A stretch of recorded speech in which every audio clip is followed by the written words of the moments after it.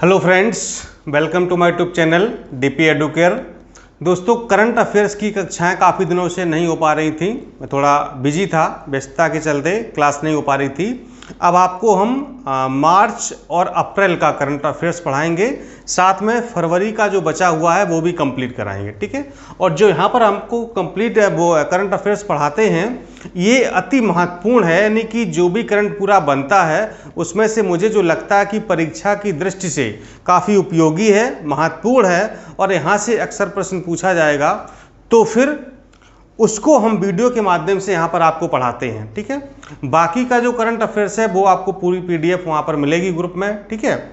और जो यहाँ पर आपको करंट जो भी यहाँ पर आप 10-11 खबरें देख रहे हैं ये बहुत ज़्यादा इंपॉर्टेंट, इसलिए इनको आपको ध्यान से पढ़ना है। एक कॉपी कर लीजिए, उसमें नोट कर लीजिए, जो जो चीज़ें मैं बताऊँ उनको नोट करना है, ठीक है। और इसके अलावा यानी जो वीकली और मंथली करंट अफेयर्स है, ठीक है, वो हमारे जो व्हाट्सएप ग्रुप है उसमें प्रोवाइड किया जा रहा है, तो वहाँ से आप पूरा प्राप्त कर सकते हैं। उसके लिए नंबर मैं बता देता हूँ। इस नंबर पे आपको संपर्क करना होगा 6393350769, ठीक है। यहाँ पर आपको पूरा करंट अफेयर्स मिल जाएगा, सारा जीएस का नोट्स मिल जाएगा, हिंदी मिल जाएगी, पूरा कंप्लीट आपको जो है सारा मटेरियल उपलब्ध हो जाएगा। पूरे 1 साल का करंट अफेयर्स मिलेगा, सितंबर 2020 से लेकर के और जुलाई 2021 तक का पूरा करंट अफेयर्स आपको प्रोवाइड कराया जाएगा, ठीक है। इस नंबर पे आप फ़ोन भी कर सकते हैं सुबह 10 बजे से लेकर शाम को 6 बजे तक, और इस पर नोट्स लिख करके व्हाट्सएप कर दीजिए तो आपको सारी जानकारी वहाँ पर उपलब्ध कराई जाएगी, ठीक है। चलिए शुरुआत करते हैं करंट अफेयर्स की। ऐसी आपको बैक टू बैक लगातार वीडियो मिलती रहेंगी, साथ ही जो जीएस के कुछ इंपॉर्टेंट टॉपिक हैं उनके बारे में भी आपको हम बीच बीच में पढ़ाते रहेंगे, यानी कि और हिंदी आपको देखिए बीच बीच में हम आपको वीडियो दे ही रहे हैं ताकि आपकी हिंदी की भी साथ में तैयारी होती रहे, ठीक है। चलिए शुरुआत करते हैं। तो पहली हमारी खबर है लिटिल गुरु, ठीक है।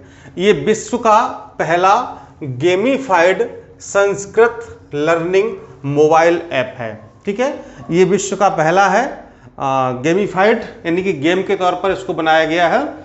लर्निंग मोबाइल ऐप है, यानी मोबाइल एप्लीकेशन है, जिससे क्या होगा कि आप संस्कृत भाषा को सीख सकते हैं, ठीक है। जिसे संस्कृत नहीं आती है तो अगर वो सीखना चाहे तो इस मोबाइल ऐप के माध्यम से संस्कृत भाषा को आसानी से, बहुत ही आसान तरीके से सीखा जा सकता है। यह एक इंटरैक्टिव प्लेटफॉर्म आधारित ऐप है जिसके जरिए संस्कृत भाषा को आसानी से सीखा जा सकेगा, ठीक है।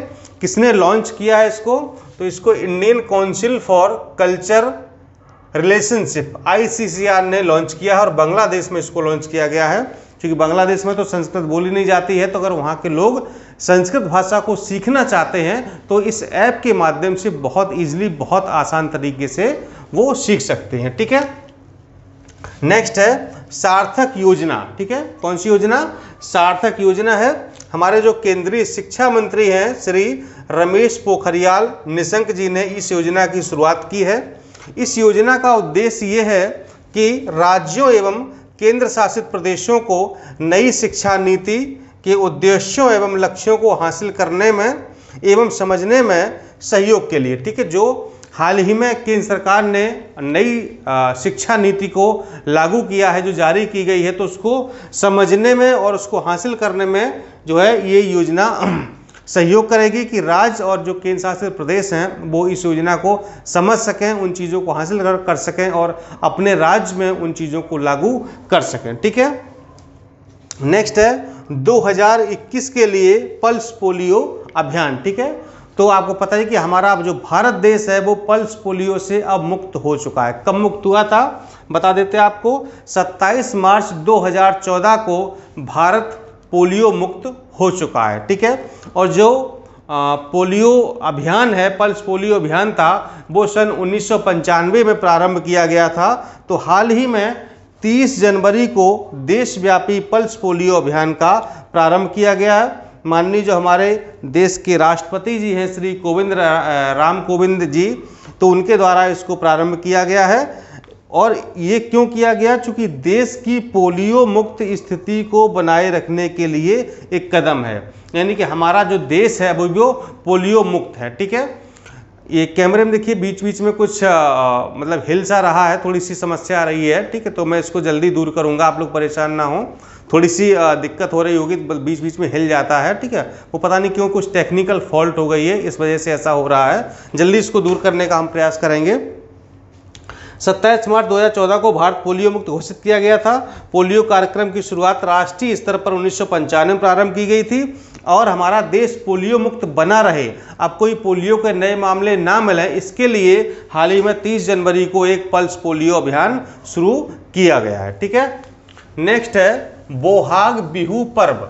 तो ये असम का त्यौहार है और इस त्यौहार के साथ असम में नए साल की शुरुआत मानी जाती है, ठीक है, यानी कि जब ये त्यौहार मनाया जाता है तो ऐसा माना जाता है कि नए साल की शुरुआत हो गई है, ठीक है। और यह प्रमुख रूप से किसान वर्ग को समर्पित होता है, इसलिए इसे फसलों का त्यौहार भी कहा जाता है, ठीक है। और ये त्यौहार असम में 3 बार मनाया जाता है, यानी एक वर्ष में 3 बार इसको मनाया जाता है। नेक्स्ट है ई स्कूटर हर्मिस 75, बहुत इंपॉर्टेंट है। ई स्कूटर हर्मिस 75 ये भारत के पहले high speed commercial delivery e scooter को गोवा की इलेक्ट्रिक व्हीकल स्टार्टअप कंपनी कबीरा मोबिलिटी द्वारा लॉन्च किया गया है, ठीक है। गोवा की एक इलेक्ट्रिक व्हीकल कंपनी है जिसका नाम है कबीरा मोबिलिटी। तो कबीरा मोबिलिटी के द्वारा इस high speed commercial delivery e scooter को लॉन्च किया गया है। यह भारत में सबसे तेज इलेक्ट्रिक कॉमर्शियल 2 व्हीलर बन गया है। क्यों? क्योंकि इसकी जो मोटर की ताकत जो है ना वो बहुत ज़्यादा है, ठीक है। तो ये डिलीवरी के पर्पज से बनाया गया ई स्कूटर है, इलेक्ट्रिक तरीके से, यानी कि बैटरी से चलता है, इसमें किसी प्रकार का कोई फ्यूल नहीं पड़ता है, ठीक है। नेक्स्ट है विश्व विरासत दिवस। तो ये हर साल 18 अप्रैल को मनाया जाता है, ठीक है। 18 अप्रैल को मानव विरासत को संरक्षित करने और उससे संबंधित संगठनों के प्रयासों को चिन्हित करने के लिए ये हर वर्ष 18 अप्रैल को मनाया जाता है। और जो 2021 में यानी कि 18 अप्रैल 2021 को मनाया गया उसकी थीम थी कॉम्पैक्ट पास्ट डाइवर्स फ्यूचर। ये काफ़ी इंपॉर्टेंट है, ये जो थीम है ये कॉम्पैक्ट पास्ट और डाइवर्स फ्यूचर, ये याद रखिएगा, परीक्षा में पूछ लिया जाता है। और 18 अप्रैल को हमेशा हर साल वर्ल्ड हेरिटेज डे, ठीक है, या विश्व धरोहर दिवस या विश्व विरासत दिवस मनाया जाता है। ये जो भी खबरें आपको हम बता रहे हैं ये बहुत ज़्यादा इंपॉर्टेंट है, इनको आप जरूर नोट करिएगा, कभी पढ़िएगा, बार बार इनको पढ़ने का प्रयास करिए, ठीक है। बाकी भी करंट अफेयर्स काफ़ी है, ठीक है, जो आपको PDF मिलेगी, लेकिन ये वाला बहुत इंपॉर्टेंट है जिसको हम वीडियो के माध्यम से आपको पढ़ा रहे हैं, ठीक है। और हिंदी की टेस्ट सीरीज भी प्रारंभ होने वाली, जल्दी आपको मिलेगी। चलिए नेक्स्ट है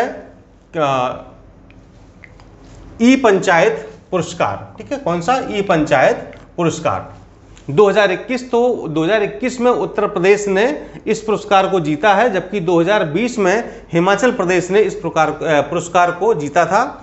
किसको दिया जाता है? केंद्रीय पंचायत मंत्रालय के द्वारा ग्राम पंचायत स्तर पर काम करने में सूचना प्रौद्योगिकी का भरपूर इस्तेमाल करने वाले राज्यों को दिया जाता है, ठीक है। यानी कि ये ग्राम पंचायत स्तर पर दिया जाता है, और ग्राम पंचायत स्तर पर, ठीक है, यानी कि अगर कोई राज्य, ठीक है, सूचना प्रौद्योगिकी का प्रॉपर इस्तेमाल करता है, अधिकतम इस्तेमाल करता है, तो उस राज्य को ये पुरस्कार दिया जाता है। 2021 में किसको दिया गया है? उत्तर प्रदेश को दिया गया है। डॉक्टर अंबेडकर पर 4 पुस्तकों का विमोचन किया गया है, माननीय प्रधानमंत्री द्वारा इनका विमोचन किया गया है। चारों के नाम है डॉक्टर अंबेडकर जीवन दर्शन, डॉक्टर अंबेडकर व्यक्ति दर्शन, डॉक्टर अंबेडकर राष्ट्र दर्शन और डॉक्टर अंबेडकर आयाम दर्शन, ठीक है। ये 4 पुस्तकें डॉक्टर भीमराव अंबेडकर जो हमारे भारत रत्न हैं, इनको भारत रत्न 1990 में प्रदान किया गया था। इनका जन्म मध्य प्रदेश में हुआ था और इनका जो समाधि स्थल है वो चैत्य भूमि के नाम से जाना जाता है। जो दादर का समुद्र तट है वहाँ पर ये बना हुआ है, चैत्य भूमि इनका समाधि स्थल है, ठीक है। कुछ जरूरी इंपॉर्टेंट पॉइंट है जो बहुत ज़्यादा इंपॉर्टेंट है, यहाँ से समझो प्रश्न आएगा ही आएगा। जैसे कि जहाँ झुग्गी वहीं मकान योजना किसने से स्टार्ट की है? दिल्ली सरकार के द्वारा ये प्रारंभ की गई है। 13 अप्रैल 2021 को जलियांवाला बाग हत्याकांड की 102वीं वर्षगांठ मनाई गई। ठीक है, अगर आपको पता है तो बताइए कमेंट बॉक्स में कि जलियांवाला बाग हत्याकांड कब हुआ था। ठीक है, 13 अप्रैल को तो हुआ था। ईयर का नाम क्या था आप बताइए कमेंट में। नेक्स्ट, जनता मोबाइल ऐप लॉन्च किया है, उत्तर प्रदेश सरकार ने लॉन्च किया है। उत्तर प्रदेश लोक सेवा आयोग के नए अध्यक्ष बने श्री संजय श्रीनेत। ठीक है, यानी डॉक्टर प्रभात कुमार की जगह लेंगे ये श्री संजय श्रीनेत। गोवा के नए राज्यपाल बने हैं सुनील अरोड़ा।